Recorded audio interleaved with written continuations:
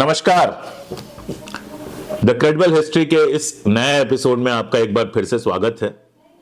आप जानते हैं क्रेडिबल हिस्ट्री पर हमारी कोशिश होती है इतिहास से जरूरी तथ्य आपके सामने लाकर रखने की, और इतिहास के नाम पर जो गंदगी फैलाई जाती है सोशल मीडिया पर, व्हाट्सएप पर, बाकी जगहों पर, उसका तथ्य सहित सच पेश करने की हमारी कोशिश होती है। इस कोशिश में हमारी वेबसाइट है thecredibalhistory.com।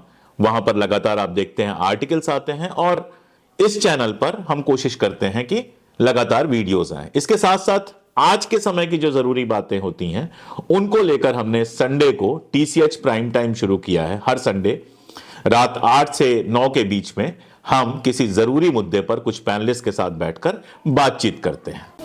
आज जो बात मैं करने जा रहा हूं वो बात करने जा रहा हूं एमओ मथाई की।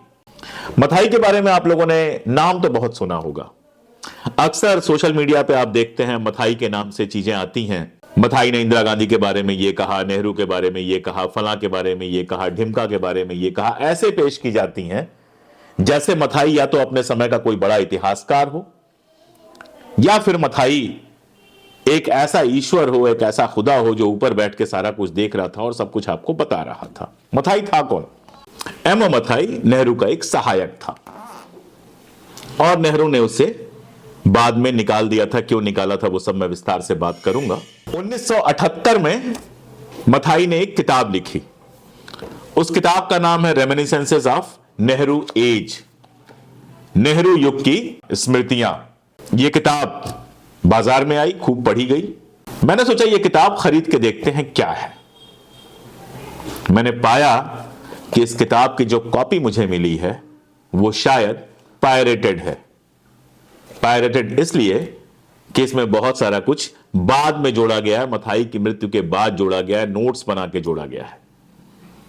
फिर मैंने इस किताब पर रिसर्च करना शुरू किया कि इस किताब का इतिहास क्या है। तो मुझे कुलदीप नैयर का एक इंटरव्यू मिला। अब आप कहेंगे कुलदीप नैयर का एमओ मथाई और इस किताब से क्या लेना देना? तो मैं आपको यह बता दूं कि विकास पब्लिशिंग हाउस जहां से यह किताब छपी थी, उसके पास जब मथाई की यह किताब पहुंची तो यह एक परंपरा है, जो लेखक हैं जानते हैं कि जब किसी विषय पर कोई किताब आप सबमिट करते हैं तो अक्सर उस विषय के किसी एक्सपर्ट को दिया जाता है या कई एक्सपर्ट्स को दिया जाता है कि वो एक बार देख लें कि यह किताब छपनी चाहिए या नहीं छपनी चाहिए। कि इस किताब में जो एक चैप्टर है शी नाम से, इंदिरा गांधी के बारे में, वो चैप्टर जब यह किताब छपने आई तो उसमें था ही नहीं। यानी जिस चैप्टर को लेकर पूरा तमाशा होता है वो मूल किताब में था ही नहीं।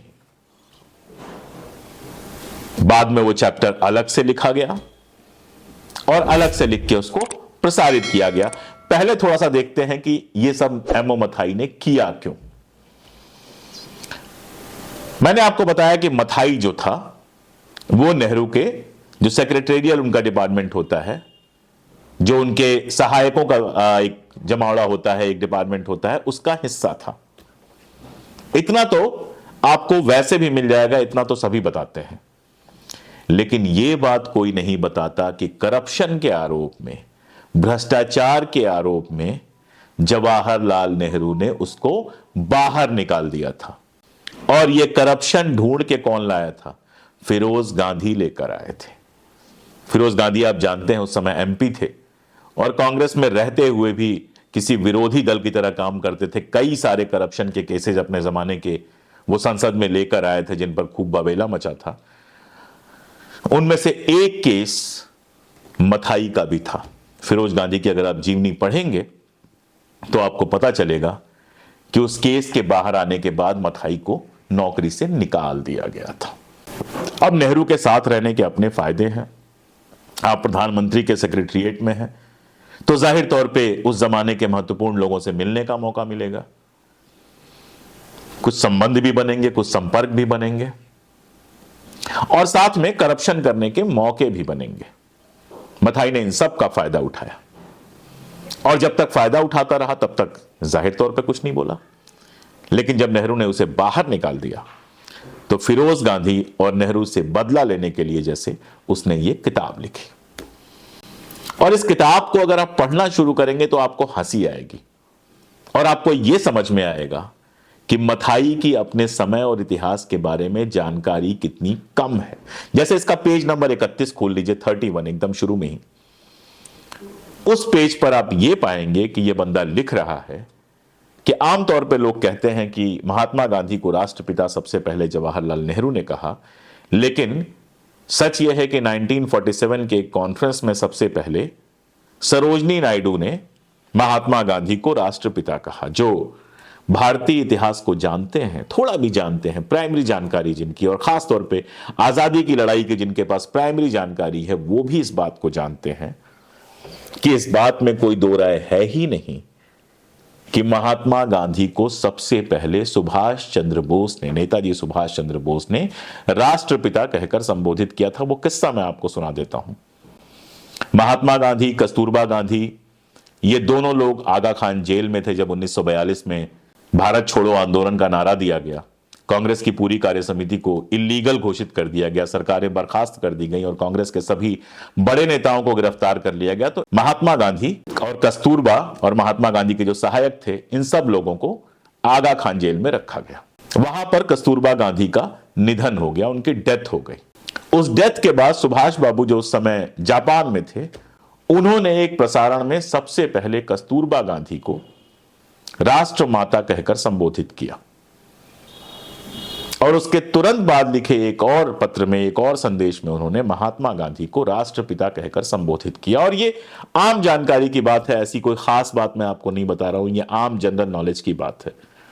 लेकिन मथाई जो नेहरू के साथ काम कर रहा था, मथाई जो अपने आप को ऐसे पेश करता है कि उसको दुनिया की सारी जानकारी थी, उसको यह नहीं पता कि न तो जवाहरलाल नेहरू और न ही सरोजनी नायडू ने उन्हें पहली बार राष्ट्रपिता कहा था। उन्हें पहली बार राष्ट्रपिता नेताजी सुभाष चंद्र बोस ने कहा था। यही नहीं, थोड़ा आगे जाएंगे तो पेज नंबर 32 पे वो कहता है कि अगर महात्मा गांधी एक दिन और जिंदा रह गए होते तो वो सरदार पटेल से मंत्रिमंडल से इस्तीफा देकर अपने साथ काम करने को कहने वाले थे। सपना आ रहा था उसको, सपना देखा था उसने, या महात्मा गांधी ने उसको बताया था। फिर मैं कह रहा हूं कि इतिहास की जिसको थोड़ी भी जानकारी होगी वो जानता होगा कि जिस दिन उनकी हत्या हुई थी उस दिन सरदार पटेल से उनकी बात क्या हुई थी। और ये जानने के लिए कोई जिन्न होने की जरूरत नहीं है।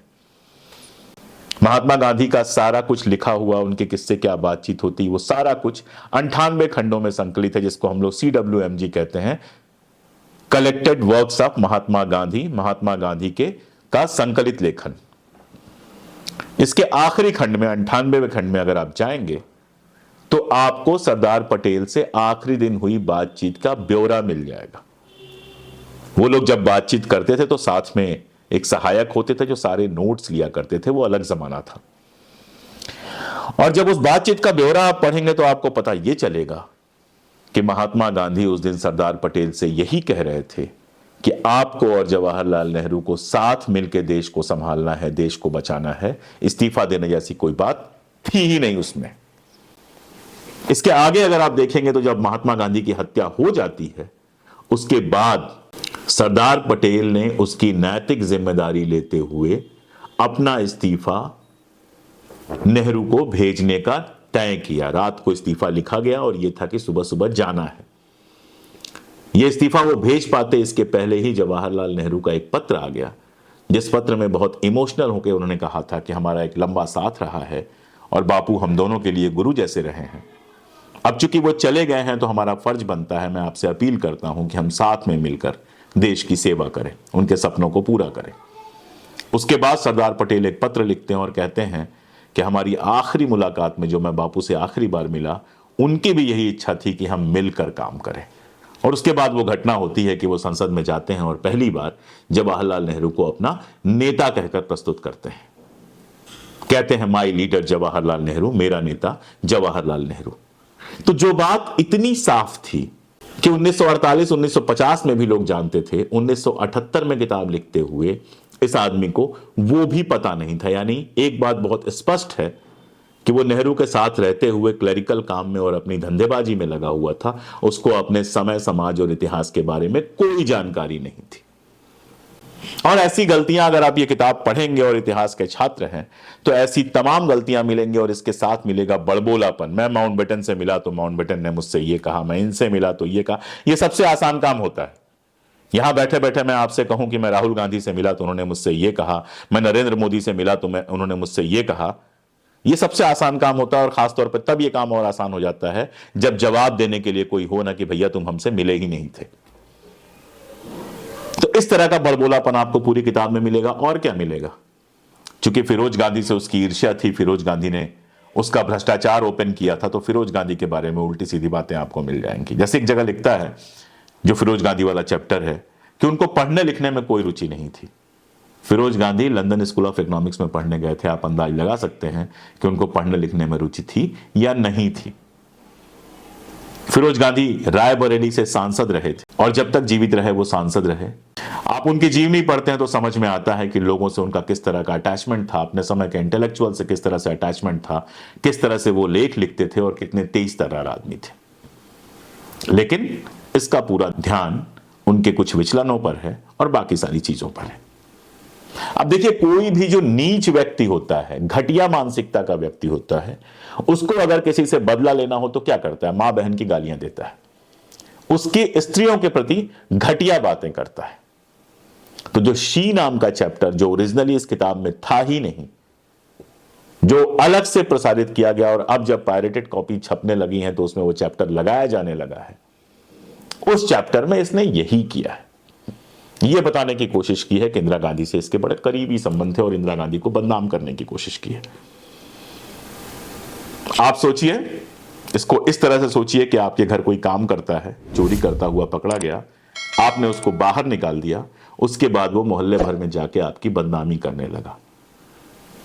मोहल्ले वाले अगर इस बात पे भरोसा करते हैं, ये जानते हुए कि वो चोर है, तो दिक्कत मोहल्ले वालों की है, नीचता उसकी है। मान लीजिए, एक मिनट को मान लें कि आप किसी के करीब रहते हुए उसकी कुछ चीजें जान ही जाते हैं, तो ये तो नीचता है कि आप बाहर जाकर सारी दुनिया को बताएं, खासतौर से तब जब वो बात दुनिया से कोई मतलब ना रखती हो, किसी की निजी बात हो। नीचता यह है कि किसी को बदनाम करने के लिए उस पर, और खासतौर पे किसी महिला को बदनाम करने के लिए उस पर घटिया आरोप लगाए जाए। और ये काम करने में मथाई जैसा उस्ताद आपको कहीं नहीं मिलेगा। वो एक एहसान फरामोश नौकर है नेहरू का, जो चोरी करता हुआ पकड़ा गया था और उसको निकाला गया था। और मजेदार बात यह है कि हमारा भारतीय दक्षिण पंथ जो है, वो एक चोर की बातों पर भरोसा करना चाहता है। वो चाहता है कि चोर की कही बातों से इन्फरेंस निकाले जाए, और इसीलिए जब पायरेटेड कॉपी छापता है तो वो चैप्टर भी छापता है और उसके साथ एक नोट भी लगा देता है, जिसमें अपने मन की जितनी गंदगियां हैं वो सारी गंदगियां शामिल कर देता है। मेरे लिए आश्चर्यजनक बात है कि इस किताब पर आज तक कांग्रेस या नेहरू परिवार के लोगों ने, गांधी परिवार के लोगों ने रोक लगाने की मांग क्यों नहीं की, या फिर कम से कम अब जब पायरेटेड कॉपीज हैं तो जिसने भी छापा है उसके ऊपर केस करने का काम क्यों नहीं किया। अभी हाल में संजय गांधी को लेकर किसी ने घटिया बातें लिखी थी, वरुण गांधी ने उसके ऊपर मानहानि का केस किया है, और ज्यों ही कुछ लोगों ने, मैंने भी लिखा था, कुछ लोगों ने ये भी लिखना शुरू किया कि ये जो बातें कर रहे हैं इसके लिए मानहानि का केस कर दिया जाए, तुरंत वो ट्वीट डिलीट करके गायब हो गया। तो इस तरह की झूठी बातें, इस तरह की घटिया बातें लगातार हमारे समाज में होती रहती हैं, और एक समाज जहां पर औरतों को लेकर वैसे ही दृष्टि बहुत गंदी है, उसको इस तरह की चटखारे वाली खबरों में बहुत मजा आता है। कोई नहीं ये पूछता कि आखिर ये सवाल उठाने वाला एमओ मथाई है कौन। कोई इस बात को नहीं पूछता कि एमओ मथाई ने जब अपनी किताब ओरिजिनल छापी तो उस किताब में ये चैप्टर देने की उसकी हिम्मत क्यों नहीं हुई। कोई नहीं ये बात पूछता कि बाद में अलग से ये चैप्टर पब्लिक में क्यों फैलाया गया, जिसमें कुछ नहीं, सिर्फ और सिर्फ एक महिला के बारे में घटिया और अश्लील बातें हैं। और अपने आप से आप ये सवाल कभी नहीं करते कि किसी भी महिला के बारे में जब घटिया और अश्लील बातें होती हैं तो उस पर चिढ़ आने के बजाय, उस पर घिन आने की बजाय, इस तरह का सवाल करने वालों, इस तरह की बातें करने वालों को दुत्कारने के बजाय आपको आनंद क्यों आने लगता है। आपके भीतर का जो ये चोर है, जो मजबूत महिलाओं, आत्मनिर्भर महिलाओं के बारे में घटिया बातें कहने सुनने पर आपको आनंद देता है, वही मथाई जैसे नीच लोगों को बढ़ावा देता है। राजनीतिक प्रतिद्वंद्विता अलग मामला है। इंदिरा गांधी हो, नेहरू हो, पटेल हो, कोई भी हो, उनकी कोई राजनीतिक भूल है, उनकी किसी राजनीतिक बात से आप सहमत नहीं है, उस पर बहस करना एक एकदम अलग मामला है। लेकिन किसी के ऊपर इस तरह से निजी और घटिया हमला करना एक नीचता है, और इसमें साथ देना उससे भी बड़ी नीचता। आज की बात इतनी ही। उम्मीद है कि क्रेडिबल हिस्ट्री पे जिस तरह से हम इतिहास की बातें लेकर लगातार आ रहे हैं, आप उसको पसंद करते हैं, आप उससे जुड़ते हैं, आप उसको इंडोर्स करते हैं। हम चाहते हैं कि हमारा और आपका जुड़ाव और बढ़े, हमारी बातें दूर तक पहुंचे। अगर आपको लगता है कि हम जो बातें कर रहे हैं वो वही हैं जो आप करना चाहते थे, तो आपका भी फर्ज बनता है कि इन बातों को दूर तक पहुंचाएं। चैनल को आप ज्वाइन कर सकते हैं, आर्थिक मदद कर सकते हैं, सब्सक्राइब कर सकते हैं, और वीडियोस को दूर तक पहुंचाने में हमारी मदद तो कर ही सकते हैं। जब एक और एक जुड़ेंगे तब जाकर 11 होगा। जब झूठ चारों तरफ फैल रहा होगा तो सच के साथ उन थोड़े से लोगों को खड़ा होना पड़ेगा जो सोचते हैं कि सच लगातार बोला जाना चाहिए। आज की बात इतनी ही, फिर मिलेंगे किसी और वीडियो में। शुक्रिया।